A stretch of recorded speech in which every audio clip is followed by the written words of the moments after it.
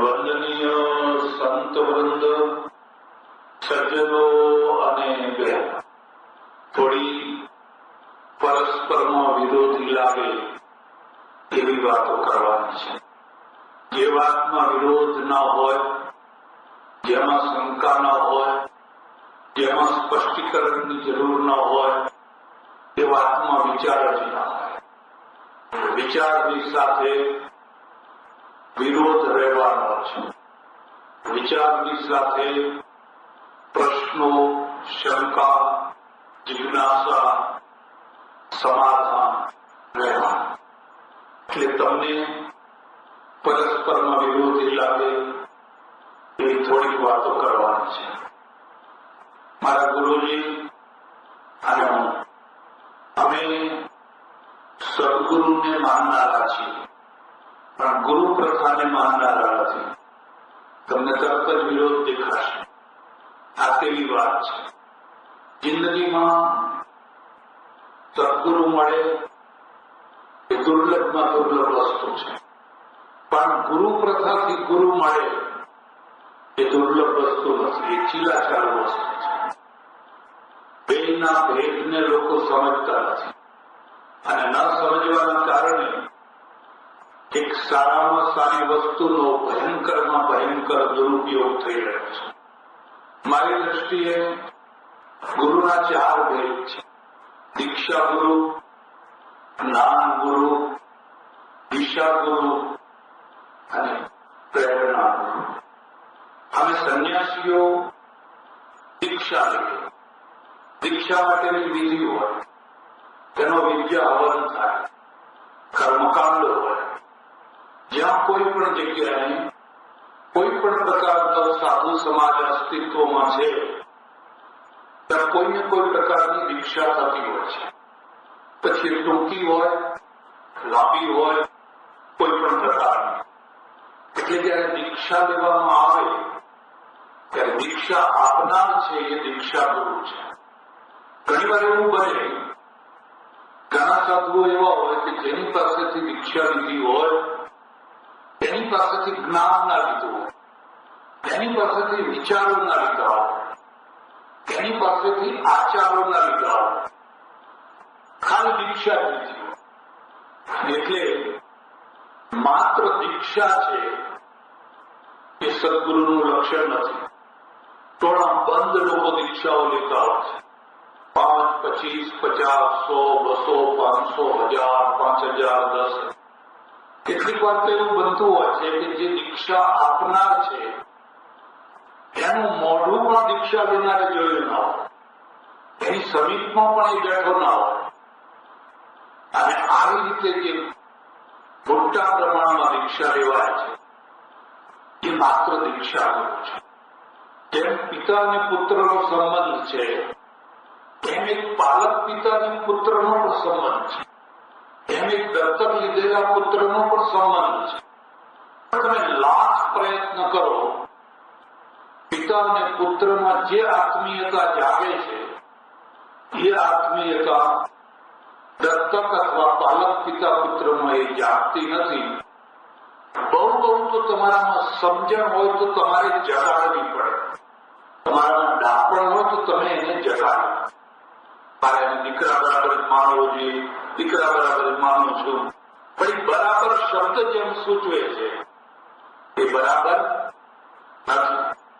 એમ દીક્ષાનું પણ એક વાવાઝોડું હોય છે, એક આંધી હોય છે, એક વંટોળીઓ હોય છે. બુદ્ધના સમયમાં દીક્ષા લો, દીક્ષા લો, દીક્ષા લો, દીક્ષા લો. દીક્ષા લેનારાના ટોળે ટોળા અને દીક્ષા આપનારાના પણ ટોળે. દીક્ષા લેવાના ઘણા કારણો હોય, એમાંનું એક કારણ, મુખ્ય કારણ છે એ વૈરાગ્ય. પણ માત્ર વૈરાગ્યથી દીક્ષા લેનારા 2% કે 5% માણસો નહીં. પરિસ્થિતિ વશ દીક્ષા લેનારા ઘણા હોય છે. આમ જો તમે જુઓ તો આખી દુનિયા પરિસ્થિતિ વશ ચાલી રહી છે. આખી દુનિયા. તમારા પતિ પત્નીના સંબંધો જે ટક્યા છે એ માત્ર પ્રેમથી જે ટક્યા હશે એ 5% જ હશે.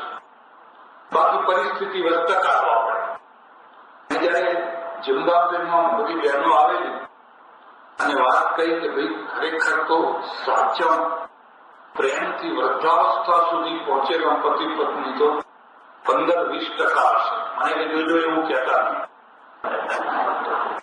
તો મેં કહ્યું કેટલા ટકા હશે? 10% હશે.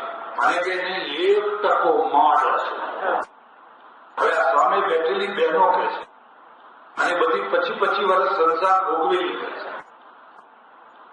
પરિસ્થિતિ વશ બધું ચાલતું હોય છે. પિતા પુત્રના સંબંધમાં પણ પરિસ્થિતિ ભાગ ભજવતી હોય છે. ભાઈ હવે બરાબર છે. જો બધા ક્ષેત્રોમાં આવું હોય તો અમારું ક્ષેત્ર કઈ બચીને રહે ખરું? એક બીજો મુદ્દો પણ યાદ રાખજો. વ્યક્તિમાં જે ગુણાત્મક ઉત્કર્ષ થતો હોય છે ને એ ટેમ્પરરી હોય છે, સ્થાયી નથી હોતો. તમને દયા આવી પણ દયા અડધા કલાક રહે, કલાક રહે, 2 કલાક રહે, 24 કલાક ના. એક ટાઈમ એવો હોય કે દયા એટલી આવી હોય તમને એમ થાય કે આને કંઈક આપી દો, પણ દયાનો ઉભરો બેસી જાય પછી પૈસો ના આપે. એટલે સભાઓમાં જે ફાળો નોંધાવતા હોય છે ને એના એ વખતે વસૂલ કરી લો તો ઘણો આવે. પછી જો પછી બધો ટેમ્પો ઉતરી જાય પછી 15-20% તો લોસમાં 15-20% તો લોસમાં જવા. કોઈ પણ ગુણ હોય અને એ પરમેશ્વરે બહુ દયા કરીને આવું કર્યું છે. જેવું સદગુણ એવું જ દુર્ગુણ. તમને ક્રોધ ચડ્યો મારી તલવાર લઈ નીકળ્યા હો, પણ જો એનો અડધો કલાક કે કલાક તમે ચુકાવી દો અને ક્રોધ ઉતરી જાય તો પછી 24 કલાક ક્રોધ ના. જો 24 કલાક ક્રોધ રહેવાની વ્યવસ્થા કરી હોત તો શું દશા? આ બધું ચડ ઉતર થતું હોય છે. ચડે ને ઉતરે. એવી રીતે તમને જે સંસારની જુદી જુદી અનુભૂતિઓ થાય એમાંથી જે વૈરાગ્ય થાય એ વૈરાગ્ય પણ ચડ ઉતર થનારી વસ્તુ છે. હમણાં પરમ દિવસે જ મારા આશ્રમમાં એક છોકરી આવી. અમે બધા બેઠેલા મને કે મારે સંન્યાસ લેવો છે, મારે સંન્યાસ લેવો છે. તારી ઉંમર કેટલી? મને કે 17 વર્ષ. શું ભણે છે? તો 12મું પરીક્ષા આપી છે. તારે સંન્યાસ કેમ લેવો છે? આખા મલ્લાવાળા મને અડધૂત કરે છે. આખા મલ્લાવાળા છે ને તિરસ્કાર કરે છે. આ સાચું છે. આખા મલ્લાવાળા અડધૂત કરતા હોય, ઘરના માણસો અડધૂત કરતા હોય એટલે માણસને વૈરાગ્ય થાય, સ્વાભાવિક છે. આના કરતા તો આપણે પણ હવે એ જ અડધૂતપણું સંન્યાસ લીધા પછી એ ચાલુ રહેતો. જે મઠમાં કે જે આશ્રમમાં કે જ્યાં રહેવા જાય ત્યાં બધા અડધૂત કરવા માંડે તો એને એમ થાય આના કરતા ઘર શું ખોટું હતું. અને અડધૂત કરનારને માન અને પ્રેમ આપનાર મળી રહેતો વિચારો બદલી. વિચારોના મૂળમાં અડધૂતપણું છે. અડધૂતપણું છે. અને અડધૂતપણું છે એ એક જગ્યાનું છે, બીજી જગ્યાએ ના પણ હોય, ત્રીજી જગ્યાએ ના પણ. ઘણી વાર એવું બને કે એક જગ્યાએ નિષ્ફળ ગયેલો માણસ બીજી જગ્યાએ સફળ થાય. એક જગ્યાએ તમે ઇન્ટરવ્યુ આપો 0 નંબર મળ્યા, બીજી જગ્યાએ સારા નંબર. એટલે પણ દીક્ષા એક એવી વસ્તુ છે કે એને રોજ રોજ બદલી ના શકાય. એવી લગ્ન સંસ્થા છે, એવી દીક્ષા સંસ્થા છે. તમે લગ્ન કર્યા હોય તો રોજ રોજ કઈ બદલી શકો. અને જ્યાં રોજ રોજ બદલવાનું ચાલુ થઈ ગયું છે ત્યાં શું દશા છે તમે જુઓ તો ખબર પડે. એમાં નારીત્વ રહે. એટલા માટે પછી તમારે ભોગ આપીને, સહન કરીને, આ કરીને પણ એને નિભાવવું. એવું જ દીક્ષા છે. એક વાર તમે દીક્ષા લઈ લો અને પછી તમને એમ થાય આ તો બધું ખોટું છે, બરાબર નથી, તમે એને છોડી ન શકો. અમારે ત્યાં એવી માન્યતા હતી અને આજે પણ છે, સંન્યાસ છોડીને જે ગ્રહસ્થ થાય એના જે બાળકો હોય એને વ્રાત્ય કહેવાય, એને ચાંડાઓ પાસે વસાવવા આ પ્રથા. અને એ પ્રથામાંથી આપણે ત્યાં એક અસ્પૃશ્ય વર્ગ ઉભો થયો. અને એના મૂળની ખબર નથી. જ્ઞાનેશ્વર મહારાજ છે, એમના પિતા પરણેલા અને છતાં વૈરાગ્ય થઈ ગયો. ઈશ્વરની એટલી મોટી કૃપા છે, એટલી મોટી કૃપા છે, એને સંસારમાં મોહ મૂક્યો. બહુ મોટી કૃપા છે. જો આ મોહ ન મૂક્યો હોત તો 100 માંથી 90 પુરુષોને પત્નીઓ ઉપર વૈરાગ્ય થઈ ગયો. 90 માણસો પણ છોડીને જાય. આજે પાછા જઈને ક્યાં જવાના? એકાદ વાર હોટલમાં ભજીયા ખાઈ આવે, વળી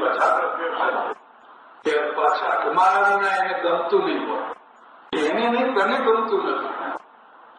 એની વાત કહેવા દે, તને ગમતું નથી. ઈશ્વરે બહુ દયા કરે છે. પણ વૈરાગ્ય થાય એવા પ્રસંગો ઘરમાં બન્યા જ કરતા હોય છે. 12 કરોડનો માણસ ઘરમાં પોડીનો કણખલા જેવો હોય, એનું કોઈ વાંચતું ન હોય, કોઈ માનતું ન હોય, હળ થતો હોય. હવે બિચારાને વૈરાગ્ય થાય કે ના થાય? 4 દિવસ આશ્રમમાં આંટા મારી આવે પછી કે ના આવો, જઈ આવો, જરા તપાસ કરી આવો. જવા તેનું કઈ તપાસ કરવી નથી, પણ ગયા વિના રહી જ ન શકે. ઈશ્વરની બહુ દયા છે. આવું સ્ત્રીઓનું છે. એક જ્ઞાનેશ્વરજીના પિતા છે, કાશીમાં ગયેલા સંન્યાસ લે. એમના ગુરુએ કહ્યું કે તારી પત્ની છે કે તને સંન્યાસ ના અપાય, પાપ લાગે. યાદ રાખજો, આપણી જે પદ્ધતિ છે ને, હર યુવાવસ્થામાં પત્ની વાળો પુરુષ હોય તેને સંન્યાસ ના અપાય. તો તારી પત્નીની હત્યા કરી રહ્યો છે. કારણ કે ભારતમાં પત્ની પોતાના પગ ઉપર જીવતી નથી, એ પતિના પગ ઉપર જીવે છે. હવે ધીરે ધીરે સ્ત્રીઓ પોતાના પગ ઉપર ઉભી થતી થઈ. પેલા પત્નીની કોઈ આવક નહીં, કશું જ નહીં. એટલે પુરુષ જાય એટલે તો આપણું ઘર મરી જાય. એને સમજાવીને પાછા મોકલે. પાછા મોકલ્યા પછી, સંન્યાસ લઈ લીધા પછી ખબર પડી, પછી ઉત્તરાયણ પાછા મોકલે. પછી એમને આ બાળકો થાય. બ્રાહ્મણોએ સ્વીકાર ન કર્યો. સ્વીકાર ના કર્યો એટલે જ્ઞાનેશ્વર, મુક્તાબાઈ એમને બહુ દુઃખ ભોગવવું પડેલું, બહુ સતાવ્યું. સંસાર તો એક રૂઢિઓમાં ચાલતો હોય છે. ગાડા ચાલતા હોય છે, ઘરેડમાં ચાલતા હોય છે. ઘરેડ તોડીને નવા માર્ગ કોઈ પાડતા નથી. એટલે આ આખી જે વ્યવસ્થા છે ને, એ દીક્ષા વ્યવસ્થા છે. જેમ લગ્ન જલ્દી તોડી ના શકાય, એમ દીક્ષાને પણ જલ્દી તોડી ના શકાય. બહુ અપકીર્તિ થાય, બહુ અપમાન થાય, બહુ આવું થાય. એટલે હવે પછી ઘણા લોકો એને તમે તેમ સમજણથી પાર પાડતા હોય છે. એક બીજા ગુરુ છે, એક જ્ઞાન ગુરુ છે. જ્ઞાન ગુરુ છે જેને જ્ઞાનની ભૂખ લાગી છે, એ અલગ માણસ છે. અને જેને દીક્ષાની ભૂખ લાગી છે, એ બે અલગ માણસ છે. ઘણી વાર દીક્ષા લે પણ જ્ઞાનની કોઈ જિજ્ઞાસા ના હોય. જ્ઞાનના સાથે કઈ લેવાનું? દીક્ષા લીધી, બસ કરો, જમો, આનંદ, ઘરે મચાવ્યા, પણ એને જ્ઞાનને કઈ લેવા દેવાનું? એક જ્ઞાન ગુરુ. જ્ઞાન ગુરુ જે છે એમાં ગુરુની મહિમા નથી, શિષ્યની મહિમા છે. આ બેના ભેદને સમજ. વેન સામ, વિકસિંગ, આર્યા, આ શિષ્યો છે. અને શિષ્યો જ્ઞાનની શોધમાં હિમાલયના ઊંચા ઊંચા શિખરો પાર કરી, હિન્દુ કુશના પર્વતો પાર કરીને ભારતમાં આવે છે. તક્ષશિલા, વલ્લભી, નાલંદા બધી વિદ્યાપીઠોમાં ફરી જ્ઞાન ભેગું કરે છે. આ શિષ્યોની મહિમા છે. લાઈટની મહિમા નથી, લાઈટની નીચે ભણનારાની મહિમા છે. લાઈટ તો બધી ઘણી થઈ રહી છે, પણ એની નીચે બેસીને જે ભણનારો છે ને એની મહિમા છે.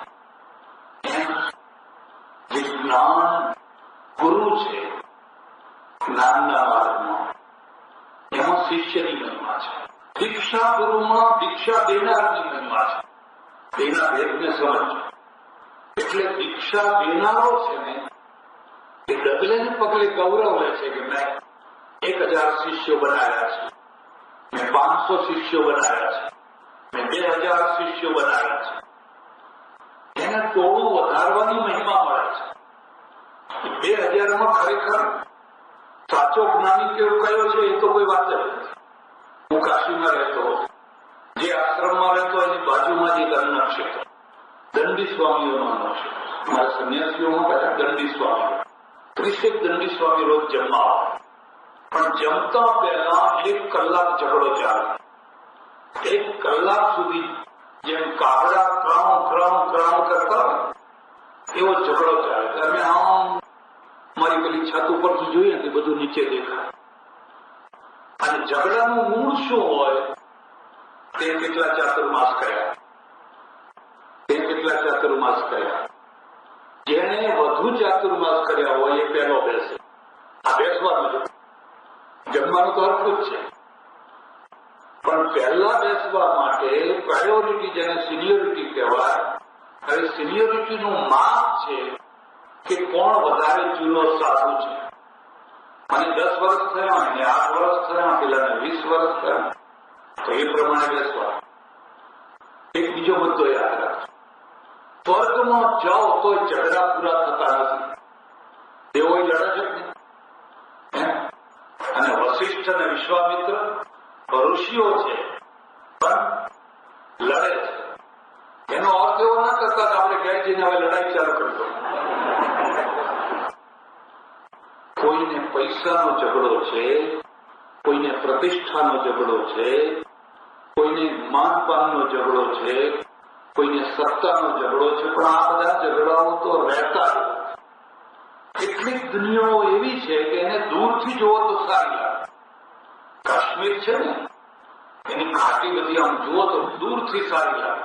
અને દલ સરોવરમાં કોઈ શિકારામાં બેસીને તમે ફરવા નીકળો ને પછી એમ થાય કે કયા નરકમાં આવી. દલ સરોવરમાં શિકારામાં 2 દિવસ તમે રહ્યા હો તો તમને એમ થાય કે જિંદગીમાં કદી આમાં આવવું, કારણ કે નજીક ગયા. ત્યાં શું છે કે શિકારામાં જે રહેનારા માણસો છે એમના છોકરા બધા તકલીફ પેશાબ એમાં જ કરતા હોય, એમ આપણે જમીન ઉપર કરતા હોય તમને દેખાતું. અને એ જ પાણી બધું પાછું આજ દશા ગંગાજી. ત્યાંથી તમે જુઓ, મૂવી આવતું હોય, ટીવી આવતું હોય, ટીવીમાં જુઓ કાશ્મીર કહીએ દૂરથી સારું છે. એટલે એક જે જ્ઞાન માટેનો ગુરુ છે એ ગુરુમાં શિષ્યની પ્રધાનતા છે. લાઈટની પ્રધાનતા નથી, લાઈટનો ઉપયોગ કરનારની પ્રધાનતા. ગુરુ તો ચારે તરફ બેઠા છે, લેનાર નથી. ત્યાં ટોળો શું છે? ટોળાને જ્ઞાનને કઈ લેવા દેવા. કોઈના શિષ્યોના ટોળા જોઈ પ્રભાવિત ન થશે. એ તો ટોળો છે ને, ટોળા તો તમે બહુ જલ્દી ઉભા કરી શકો. અમારી ખેરાલુના માણસે એવા ટોળા ઉભા કરેલા, બહુ ઝડપથી આજ સુધી એટલા મોટા ટોળા કોઈ ઉભું કરી શક્યા. પણ જેટલી ઝડપથી મોટા ટોળા થયા એટલી ઝડપથી, અને એમાં જનારા બધા હવે શરમાય છે કે હું એ ગયો હતો, એટલે કે હું એ ગયો હતો. એ ટોળા છે એટલે જ્ઞાન દીક્ષા છે. અને હું એને દુર્લભમાં દુર્લભ સાચો ગુરુ માનું છું. એને સાચો ગુરુ માનું છું. એક બીજો મુદ્દો યાદ રાખજો. જ્ઞાન માગવાથી નથી મળતું, પાત્રતાથી મળે છે. પાત્રતાથી મળે છે અને પાત્રતાથી ટકે છે. ગીતામાં કહ્યું છે, અર્જુન તદ્વિદ્ધિ પ્રણિપાતેન પરિપ્રશ્નેન સેવયા ઉપદેક્ષ્યન્તિ તે જ્ઞાનમ જ્ઞાનિનસ્તત્વદર્શિના. અર્જુન, મેં આજે તને જ્ઞાન સંભળાવ્યું. એ જ્ઞાન જો તારે સાંભળવું હોય, પ્રાપ્ત કરવું હોય તો તદ્વિદ્ધિ પ્રણિપાતેન, સીડી બતાવે, ક્રમ બતાવે. તેના તો પ્રણિપાત કરતા શીખ. પ્રણિપાત એટલે નમસ્કાર. પ્રણિપાતનો અર્થ થાય છે નમ્રતાપૂર્વકના નમસ્કાર. અને શિષ્યત્વની આ પહેલી નિશાન છે. જેનું માથું ઝૂકતું નથી, જેનું હૃદય નમતું નથી, જે પ્રણિપાત નથી કરી શકતો, એ શિષ્ય થવાને લાયક નથી. એનામાં શિષ્યત્વ જાગ્યું નથી. તદ્વિદ્ધિ પ્રણિપાતે, પછી બીજી સીડી પરિપ્રશ્ન. જેની પાસેથી જ્ઞાન લેવું છે એ ત્યારે મૂળમાં હોય. આ મૂળ શબ્દ મહત્વનો છે. ગાયનો એ મૂળ હોય છે, અને મૂળ હોય ને દોવા જાવ તો પવાલી ભરીને દૂધ આપે, વગર મૂળે જાવ તો લાતમ લાત. દરેક નું મૂળ હોય છે. પરિપ્રશ્ન, જયારે મૂળમાં હોય, કળી ખીલી હોય, ત્યારે તું એટલી નમ્રતા. પ્રશ્ન આગળ પરિઉપસર્ગ મૂક્યો છે. એટલે આપણે ત્યાં ઉપનિષદોમાં તમે જોજો, પુરાણોમાં જોજો, એક ઋષિ જયારે બીજા ઋષિને પ્રશ્ન પૂછે છે, બહુ નમ્રતા, મહારાજ હું કશું જાણતો નથી અને કશી અક્કલ નથી, તમે સર્વજ્ઞ છો, તમે સર્વ સમર્થ, આ પ્રશ્ન તમે જ સમજાવી શકો છો. એવી ભૂમિકા બાંધીને અત્યંત નમ્રતાથી પ્રશ્ન કરવા. હવે તમે પથ્થરો નાખે પથ્થરો નાખો તો મૂળ બગડ્યો હોય તો વધારે બગડે. બગડે જ ન હોય. એક વાર એક માણસે મને પૂછ્યું, મહારાજ મારે એક પ્રશ્ન પૂછવો છે. મેં પૂછો. રાવણની માસીનું નામ શું હતું? હવે રાવણની માસીનું નામ શું હતું? હું કોઈ વૈવંચો છું, ચોપડો લખી રાખ્યો હું બધાના, અને માનો કે હું માસીનું નામ કહી દઉં તો એ તરફ બીજો પ્રશ્ન પૂછે, રાવણની ફોઈનું નામ શું હતું? હવે માનો કે ફોઈનો જવાબ આપી દો તો ત્રીજો પ્રશ્ન પૂછે કે રાવણની કાકીનું નામ શું હતું? હવે કેટલામાં તમે પ્રશ્નનો જવાબ? આ પરિપ્રશ્ન ના કહેવાય. પ્રશ્ન સાંભળનારને આનંદ આવે. પરિપ્રશ્નેન સેવયા. બીજી સીડી મૂકી દીધી. જેની પાસેથી જ્ઞાન લેવું હોય એની સેવા કરવા. એની સેવા કરવા. જે એની જરૂરિયાતો હોય, એની જે આવશ્યકતાઓ હોય, એને તારે શાંતિથી ચૂપચાપ પૂરી કરી. મારા ઓળખીતા બહુ મોટા મહાન હતા, ગુજરી, બહુ મોટા, બહુ સારા. મને વાત કરે, મને કે સ્વામીજી મેં તો મૂર્ખ આદમી થા. મારા સાધુઓની આ ખાસિયત છે, ઊંચામાં ઊંચી કક્ષાએ પહોંચીને પણ જે ધડાકા ભેર પોતાને મૂર્ખ બતાવી શકે તેમાં કઈ સાધુતા હશે એમ સમજવા. પોતાની જાતની મૂર્ખ બતાવી કોઈ રમત વાત છે? હા, બીજા ઘણા કહેતા હોય. હવે ઘણા સાધુ હોય, પૂર્વાશ્રમની મોટી આમ કલેક્ટર છે, અરે ભાઈ તું કલેક્ટર હતો તો હવે એને યાદ કરીને શું કરવાનું? ગૌરવની વાતો નહીં કરવાની. હું તો કે મહામૂર્ખ હતો. મેં કહ્યું આટલી બધી વિદ્યા તમારામાં આવી ક્યાં? કે હું 4th, 5th, 6th ચોપડી ભણતો, બહુ ગરીબી. જે માસ્તર અમારા ગુરુજી હતા ને, એમની એક જ સેવા કરતા. રોજ તાજું દાંતણ લાવ્યા.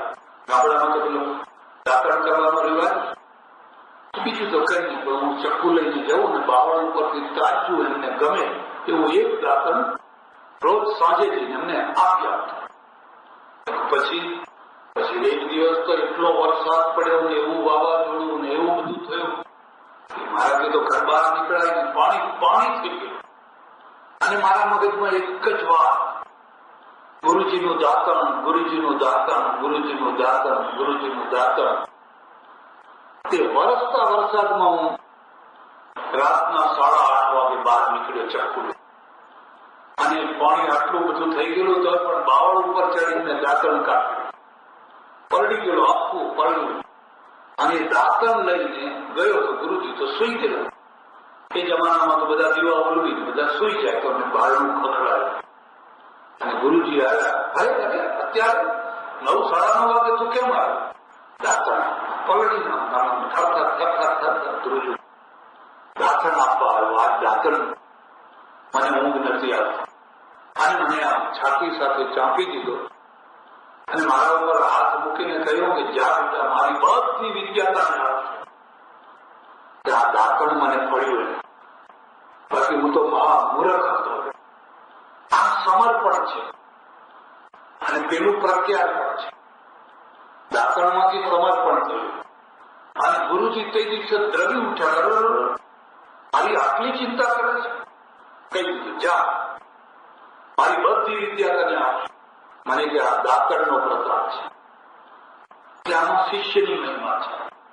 અને શિષ્ય જયારે પરિપ્રશ્નેન સેવયા સેવા કર્યા, ઉપદેક્ષંદિતે જ્ઞાનમ જ્ઞાનીન તત્વદર્શી, પછી તારે કશું બોલવું નહીં પડે, પેલા આપોઆપ તને જ્ઞાન આપશે. અમારી પરંપરામાં એવું કહેવાય છે, મારા ગુરુજીનું નામ બલદેવાનંદ અને એમના ગુરુજીનું નામ અભ્યુદયાનંદ છે. અભ્યુદયાનંદજી યોગ શીખવા માટે તિબેટ ગયા અને તિબેટમાં એક લામાના ગુફા આગળ 6 મહિના સુધી ખાલી પડ્યા. 6 મહિના સુધી પેલા લામાએ પૂછેલું નહીં કે તું કોણ છે ને કેમ છે ને કેમ આવ્યો છે. એ રોજ નીકળે, દર્શન કરે, કઈ ફલ ફ્રૂટ હોય તો મૂકે. અક્ષરે 6 મહિના સુધી બેસી. 6થા મહિને પેલા પૂછ્યું તું કોણ છે ને કેમ આવ્યો છે. ત્યારે બધી વાત કરી, યોગ શીખીને આવેલા બધી જૂના લોકો વાતો કરે.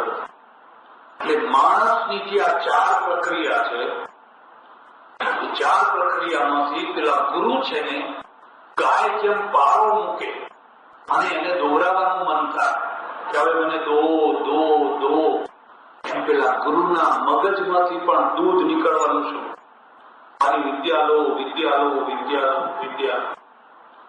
અને પછી પેલું સુપાત્ર છે ને ઘૂંટડા ભરી ભરી ભરી ભરી ભરી દૂધ પીવે ને વિદ્યા પ્રાપ્ત કરે. આ નામ, આ સાચા ગુરુ પણ છે અને એનો હું સમર્થક છું.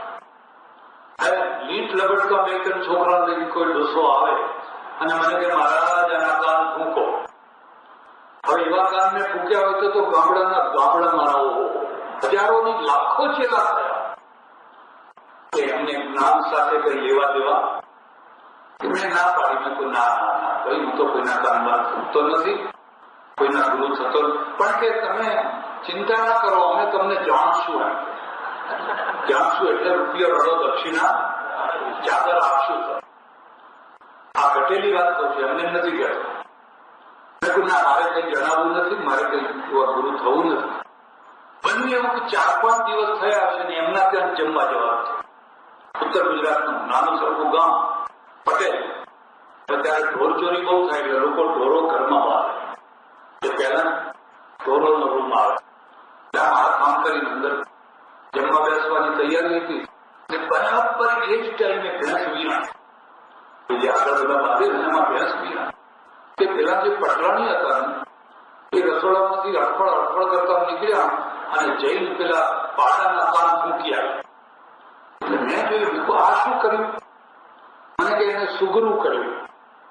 પેલું પાડું જે નુગરું હતું ને એ નુગરાને સુગરું કર્યું. કે અવારના પોરમાં એનું મોઢું જોવું પડે તો નુગરાનું મોઢું જોવાય. એને સુગરું કર્યું. કેવી રીતે સુગરું કર્યું કે તમે જોયું નહીં? આ બગુડાની બાજુનું કામ મૂક્યા.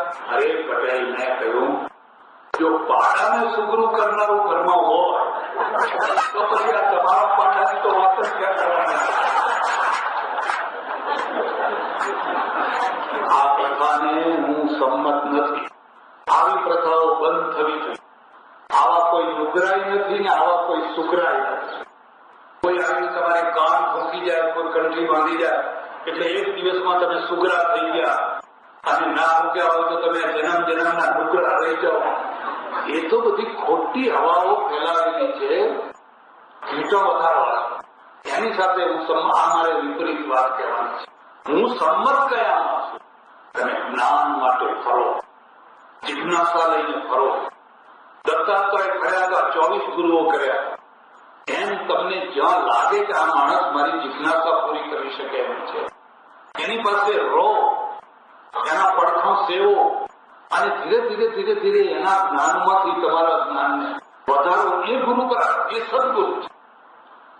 એક વિચાર ગુરુ છે. આ બીજો મુદ્દો યાદ રાખજો. એક ઘડિયાળી બીજા ઘડિયાળીને રિપેરિંગ શીખવાડે છે. એક ટેપ રેકોર્ડર વાળો અને કેમ રિપેર કરવું એ બીજાને શીખવાડે છે. એક આ છે માઇક વાળો બીજાને કેમ એ બધું શીખવાડે છે. અને વિચારો નથી આવતા. જેવું આ ટેકનિકલ જ્ઞાન છે એવું જ કોઈ તમને ઘટાકાશ, મઠાકાશ, રજ્જુ, સર્પ, ફલાણું ફલાણું એ બધું પરિપાટીથી પરંપરાથી જે ચાલ્યું આવતું છે ને એ બધું ગોખાવે છે અને તમને બધું યાદ રહી જાય. વિચારો નથી એમાં. વિચારો અલગ વસ્તુ છે. વિચારોમાંથી નવીનતા આવે છે, ક્રાંતિ આવે છે. ગાંધીજીની પાસે તમે જાઓ છો તો ગાંધીજી તમને વિચારો આપે છે અને એ વિચારોમાંથી તમે તમારા આખા જીવનની પદ્ધતિ બદલી નાખો છો. માર્ક્સ પાસે જાઓ છો તો એ તમને વિચારો આપે છે. એની પાસેથી જવાથી તમારા વિચારો બદલાય, વિચારોમાં પરિવર્તન આવે. જૂના વિચારો, ભૂલ ભરેલા વિચારો, ગૂંચવાળા વિચારો આપોઆપ છૂટવા લાગે અને નવા સ્પષ્ટ ચોખ્ખા વિચારો આવવા લાગે. તો એ વૈચારિક ગુરુ છે. એ ઘણી વાર એવું થાય કે વિચારો ના બદલાયા, ગુરુ હોય, દીક્ષા લીધી હોય, વિચારો ના બદલાયા, એ તો જે થતું હોય બધું વિચાર્યા કરતું. એટલે એક વૈચારિક ગુરુ છે. અને વૈચારિક ગુરુ છે એ જરૂરી નથી. માત્ર એક દાખલો તમને આપું. સાકરચંદ પટેલ છે. તમે એની પાસે વર્ષ 2 વર્ષ રહ્યા અને તમારા વિચારો બદલાવે. તમે કોઈ દીક્ષા ના લીધી પણ વૈચારિકતા આવી તમારી પાસે. આ જે વૈચારિકતા છે ને એ તમારા જીવનમાં પરિવર્તન લાવશે. ભારતમાં ગુરુઓ ઘણા છે, શિષ્યો ઘણા છે, વૈચારિક ક્રાંતિ નથી આવતી. બેમાંથી એકેમાં વિચાર જ નથી. એ ટેકનિકલ મેથડ પ્રમાણે જીવી રહ્યા છે. પેલાની ટેકનિકલ, આને ટેકનિકલ, ઘરેડની ટેકનિકલ. એટલે જે વૈચારિક ક્રાંતિ થવી જોઈએ એ વૈચારિક ક્રાંતિ નથી. ઘણો સમય મેલો કહેવાનું તો ઘણું છે અને ઘણું યાદ આવી રહ્યું છે. એક આચારિક ગુરુ છે જેની પાસેથી તમારા આચારો બદલે. તમે કશું બોલ્યા પણ તમારા આચારો બદલાવે. પહેલા તમે વ્યસન કરતા હતા, હવે વ્યસન આપોઆપ છૂટી ગયું. બીડી પીતા હતા, પહેલા તમે ભૂત પ્રેતમાં માનતા હતા, દીવા દોરા ધાગા કરતા હતા, તમારા આચારો બદલે. દેરીએ દેરીએ ભટકતા હતા, રખડતા હતા, એકેશ્વરમાં પ્રતિષ્ઠા થઈ, સ્થિર થઈ. એવું તમે અભળી જતા હતા, વટલાઈ જતા હતા. આનાથી અભળાયા, આનાથી વટલાયા. હવે તમને કોઈ છોછ નથી. બધા જ માણસ છે, બધા જ ભગવાનના માણસ. આચારો બદલે. સજ્જનો, એટલે જિંદગીમાં જે ગુરુપણું આવે છે ને જે શિષ્યપણું આવે છે એનો હું સમર્થક પણ છું ને એનો વિરોધી પણ. દીક્ષા નો તો બહુ સમર્થક નથી. નહીં તમે બીજાને દીક્ષા આપી. ભારતમાં તમે કોઈ પણ સંપ્રદાય કે કોઈ પણ પક્ષ લઈને ચાલો તો અનુયાયીઓ મળી રહેશે. અમારી ગુરુ પરંપરામાં અમે બધા એક જ, અભ્યુદયાનંદજીને એક, બલદેવાનંદજીને એક, મુક્તિને એક. અને મેં શરૂઆતમાં એક વ્યક્તિને દીક્ષા આપેલી. બહુ સારો છોકરો હતો, એક્સિડન્ટમાં એ દેવ. એટલે અમારી વાત હવે થઈ ગઈ. નરસિંહને કહ્યું ભગવાને, છેલ્લી વાર કહું છું, હવે છેલ્લું માગી લે. કહ્યું મેં તને ઘણું આપ્યું, તે ઘણું માગ્યું, પણ હવે છેલ્લું માગી લે. તો નરસિંહે કહ્યું મારું નખો જ જજો, મારું નખો જ જજો. અને કબીરે બહુ સરસ વાત લખી છે. કબીરે કહ્યું છે, ઘર રાખે ઘર ઉજળે અને ઘર રાખે ઘર જાય, આથી વાત તો એવી છે કે કબીર સાહેબે જાહેરાત કરી કે આપણે બધાએ તીર્થયાત્રા કરવા જવું છે. જેને તીર્થયાત્રા કરવા આવવું હોય બધા મારી સાથે બિસ્તરા બાંધીને બધા ઘણું ટોળું ભેગું થઈ બધું જોયું. આટલા બધા માણસો તીર્થયાત્રા. કબીર કહે ઉભા રહો, જેને તીર્થયાત્રા કરવી હોય જાઓ, પહેલા પોતાનું ઘર બાળી આવો, ઘર બાળો ને પછી તીરથ કરો. આપણા ત્યાં રિવાજ છે ઘર બાળીને તીરથ થાય. કબીર તો ઉલટા, જાઓ પેલા ઘર બાળી આવો. એટલે બધા હસ્યા, પોટકા લઈ લઈને બધા આ તો રાજો ને આપણને બાવા કરવા માંગે. એક જ માણસ રહ્યો, એને કહ્યું તું કેમ જતો નથી?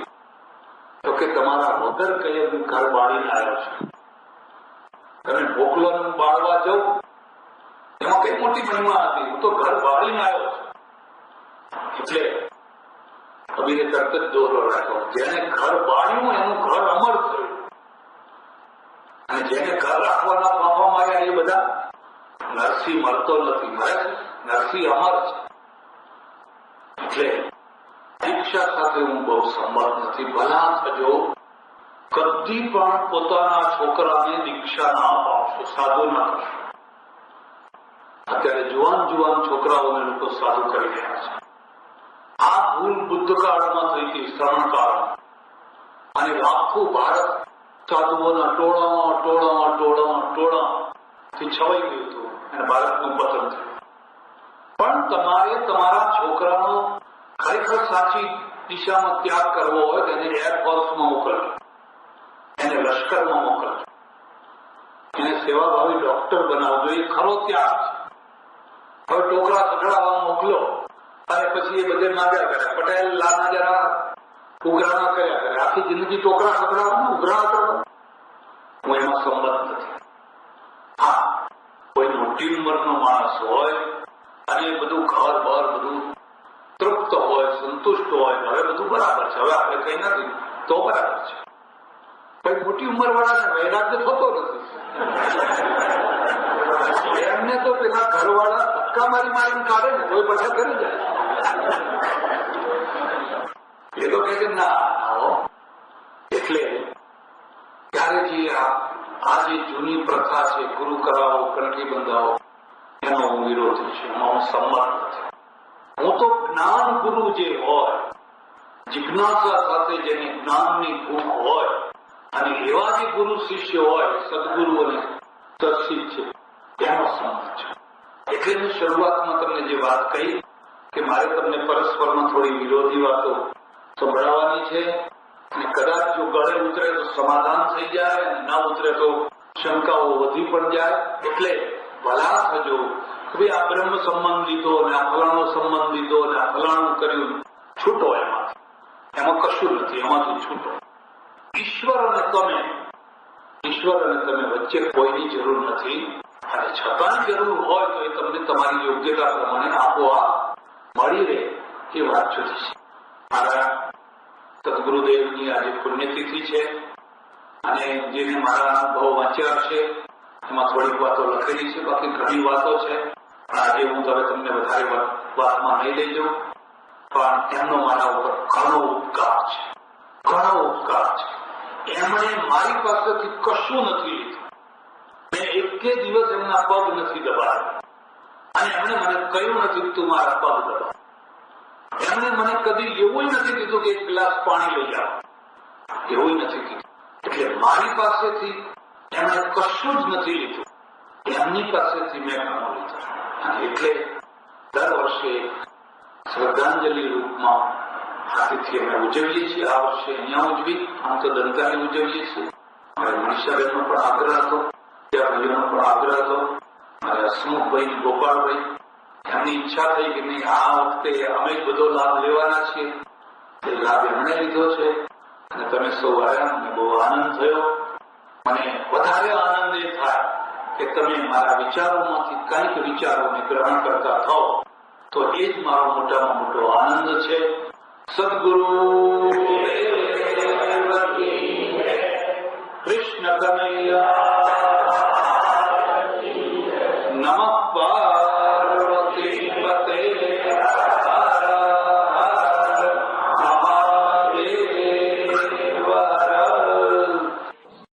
ગણેશભાઈ પટેલની સાથે થયેલી.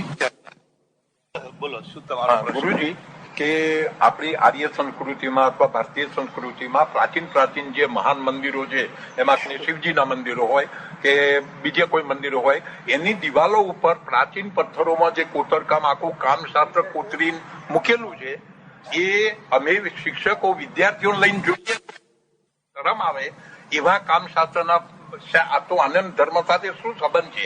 આવા કોતરકામને ધર્મ સાથે શું સંબંધ છે? બહુ સરસ પ્રશ્ન છે, પણ હું જે ઉત્તર આપીશ ને એ કદાચ સરસ નહીં લાગે, પણ હવે મારો ઉત્તર આપવો જ જોઈએ. પહેલી વાત એ છે કે આપણે જે આર્ય એટલે હિન્દુ પ્રજા છીએ ને, એ ચતુર્વિધ પુરુષાર્થમાં માનીએ છીએ. ચતુર્વિધ પુરુષાર્થ એટલે ધર્મ, અર્થ, કામ અને મોક્ષ. એમાં કામ જે છે ને એ સેક્સ છે, બરાબર? જૈન અને બૌદ્ધ જે આવ્યા એ શ્રમણો છે, બરાબર. અને શ્રમણોએ બેયના ઉપર ચોકડી મારી, ધર્મ અને મોક્ષ, ખાલી પરલોક જ, મોક્ષ જ મહત્વની વસ્તુ. એટલે એ આખી જે ધારા છે એ જુદી તરફ ગઈ, અને એના કારણે ભારતમાં સાધુઓનો એકદમ મોટો પ્રભાવ વધી ગયો. પહેલા પ્રાચીન કાળમાં બધા ઋષિઓ છે, સાધુઓ નથી. સાધુઓ તો પાછળથી આવે. હા, સાધુઓ તો આ શ્રમણોના આવ્યા પછી સાધુઓના ટોળે ઉભા થયા. પહેલા ઋષિઓ છે, અને એ આખું વૈદિક દર્શન છે. વૈદિક દર્શનમાં ધર્મની સાથે અર્થ એટલે પૈસો, પૈસાની સાથે કામ એટલે પતિ પત્નીના સંબંધ વગેરે, અને મોક્ષ, પછી મોક્ષ. એટલે વચગાળામાં જે અત્યંત આ અર્થ અને કામ પ્રત્યેનો જે તિરસ્કાર ઉભો કરવામાં આવ્યો, એ તિરસ્કારનો સામનો કરવા માટે મંદિરોમાં આ પ્રકારના ચિત્રો, આ પ્રકારની મૂર્તિઓ મૂકવામાં આવી. એક બીજો મુદ્દો પણ તમને કહું. તમારે જો આ બધી વિકારી વસ્તુઓથી બચવું હોય તો એનાથી આંખ મીચો તો નહીં બચી શકો. તમે એને જો કરો. તમારે મેં કહ્યું ને, મારો પ્રશ્ન તમને ગમશે નહીં, પણ જે ગાઈડ બતાવનારો છે ને એને કશો વિકાર નથી થતો. જે ગાઈડ સવારથી સાંજ સુધી કેટલાય ટોળાઓને આ બધું બતાવે છે એને કશો વિકાર નથી થતો. વિકાર કોને થાય છે? જેને કદી જોયું નથી અને પહેલી વાર જ જુએ છે. બરાબર. હવે હું અમેરિકા ગયો, હું જ્યાં ઉતરેલો, મારા સામે જ સ્વિમિંગ પુલ, બરાબર, મોટો, અને સ્વિમિંગ પુલમાં નાહવા માટે એક આખો પરિવાર આવ્યો. પતિ, પત્ની, એની જુવાન છોકરીઓ, જુવાન છોકરાઓ, નાના છોકરાઓ, 7-8 માણસો. આટલી નઈ જેવી ચડ્ડીઓ આવી 2-3 ઇંચની પહેરેલી, એ બધા નાય એમાં. અને હું મારા રૂમમાંથી પેલો કાચનો પડદો આગો કરી, હું આ લોકોને કઈ શરમ છે, જુઓ ને કેવા નાય છે. હવે મને વિકાર થાય છે, અને નાનારને કશું થતું નથી. જે નાનારા છે ને એને કશું થતું નથી. એટલે એક માન્યતા એ પણ છે કે તમે જેટલા વિકારોથી જેટલા દૂર ભાગો ને એટલા જ વિકાર તમારી પાછળ પડે. બાકી તમારે જોવું હોય તો જોજે, ગાઈડને એની કોઈ અસર નહીં થાય, તો સવારથી ત્યાં સુધી જોયા કરે છે. એમ આજે જે રીતે આપણે સ્ત્રી પુરુષોને જોયા છીએ ને, એ 50 વર્ષ પહેલા એવું પહેલા જોવા વિકાર થતો લોકોને. 50 વર્ષ પહેલા બે નાવા બેઠા હોય કે બે નાવા બેઠા હોય, હર એમ કે જુઓ ને કેવું છે, કળિયુગ આવી ગયો. હવે આપણે 50 વર્ષ પછી આ બધું સહજ રીતે સહન કરી શકીએ છીએ, બરાબર છે? એમ પ્રજા છે એનું એક લેવલ હોય છે, અને એ લેવલ આપણે એટલે સુધી કરી દીધું પગની પાની પણ ના દેખાવી જોઈએ. પગની પાની જો દેખાઈ જાય તો એ લોકોને રૂવાડા ઉભા થઈ જાય. એટલે જાણી કરીને ઘણા વાર પગની પાની બતાવવાનો પ્રયત્ન કરે. એટલે આ બધા જે શિલ્પો મૂકેલા છે એના બે હેતુઓ છે. પહેલો હેતુ તો એ છે કે જીવનમાં બેલેન્સ રાખવા માટે ચતુર્વિધ પુરુષાર્થ છે. બરાબર. એમાં કામને પણ પ્રધાનતા છે. કામનો તિરસ્કાર નહીં. કામનો જો તિરસ્કાર તમે કરો ને તો કામ તમને મારી નાખે. ખ્યાલ આવે છે? બરાબર. એટલે એ પણ જીવનનું એક અંગ છે, એમ કરીને એનો સ્વીકાર કરવાનો સ્વાભાવિક રીતે, બરાબર. અને બીજી વસ્તુ એ છે કે તમે જો એને સતત જો કરો ને, આપણે આ બધા પશુ પક્ષી, કૂતરા બિલાણા બધા ઉઘાડા ફરે છે, એમને જોઈને કોઈ વિકાર થાય છે? એ બધા ખુલ્લા જ હોય છે, એમને જોઈને કશો વિકાર નથી થતો. જેને કપડાં પહેર્યા છે એને પછી કપડાં જરાક ઊંચા કરે તો વિકાર થઈ જાય છે.